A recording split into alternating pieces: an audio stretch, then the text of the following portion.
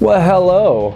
Like how I just turned into frame there. I am the Higgs. This is an episode of MMO Play Dailies, your one-stop shop for gaming rants, reviews, and more. Today, we have us a movie review for gamers, and we are doing, pretty unsurprisingly, Jurassic World. This is a spoiler-free review, so if you have yet to see the movie, if you're trying to decide to see the movie or not see the movie, this is the perfect place for you. Now look, I'm pretty willing to believe in almost anything Chris Pratt does these days, but even I was a little bit skeptical going into Jurassic World. I mean, it's another Jurassic Park movie, a rebooty thing, really a sequel. I don't know, man, I was just nervous. I thought, this probably won't be good. Let's jump into the starting zones.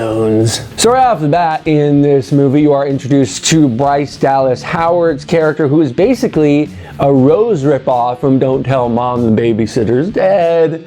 Look at that obscure reference. So she works at Jurassic World Park thing and is totally alienated from her family, including her sister, played by Judy Greer, and her sister's two kids. So Judy decides to send her two kids to Jurassic World for a week of fun and frivolity with their aunt that they haven't seen for 7 years. Cause that's a good idea. Once we get to the park, we meet Chris Pratt's character, who's basically an animal whisperer who has a hard-on for raptors. Also at the park, you got the best kingpin ever in comics or movies or TV shows. And he is playing a guy who wants to militarize dinosaur technology. Also at the park, you got the new owner and really my personal favorite character in the movie, played by Irfan Khan. Let's move on to the grind. Shocker, you can't create a genetically modified predator dinosaur without it wanting to kill everything. So stuff goes wrong. I mean, it's not really a spoiler in a Jurassic Park movie to say that the dinosaurs get out of their cages. This made me wonder that why don't they just create a Jurassic Park that's just herbivores?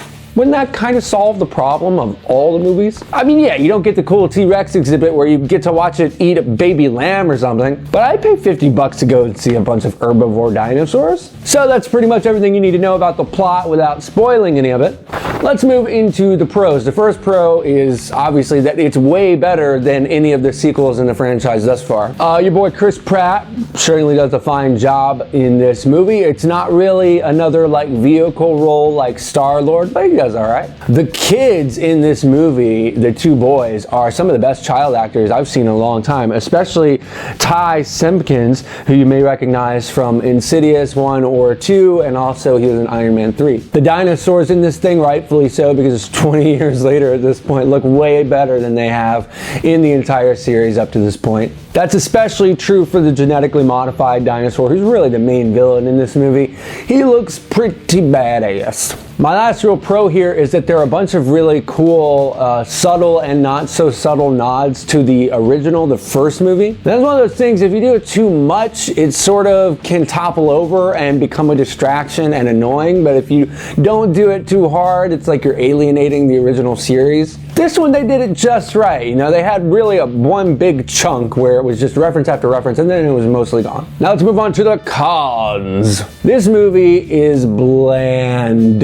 I mean, if somebody wrote a book that was like a formula, a mathematical formula for how you write a summer blockbuster action movie, this movie would be the result of that precise, exact mathematical soulless formula. There's really only one shocking part in the whole movie, but it comes so late in the script that it might as well not be there at all. I mean, in general in this movie, there's not really a terrible amount of substance beneath all the glitz of seeing the dinosaurs, and the substance that is there is a little bit offensive. So Bryce Dallas Howard's character starts off as this super cold careerist lady, and Chris Pratt jumps in as like the shaman of life force, and basically those two characters intermingle and he rubs off on her, and by the end of it, the transformation she's taken, when you look at where she started and where she ended, it's a pretty sexist role. And then setting up Chris Pratt's character like they did to be this, you know, bastion of masculinity and free you from your careerist ways, lady. I don't know, it was just, I was sitting there watching the credits and I was like, what felt weird about that?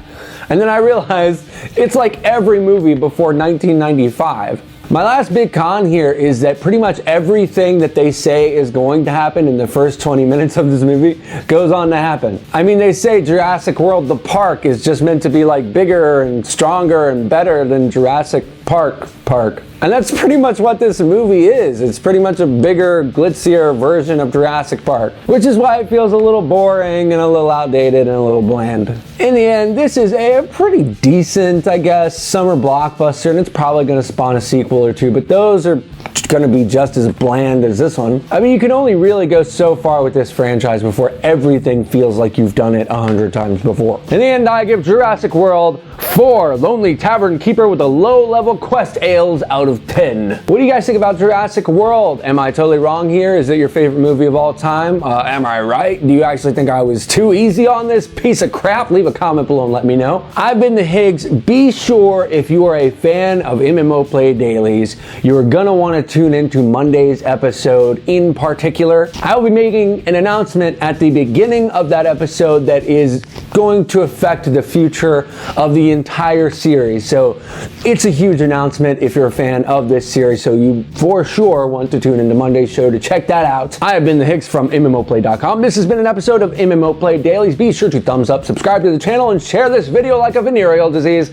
I'll see you all Monday.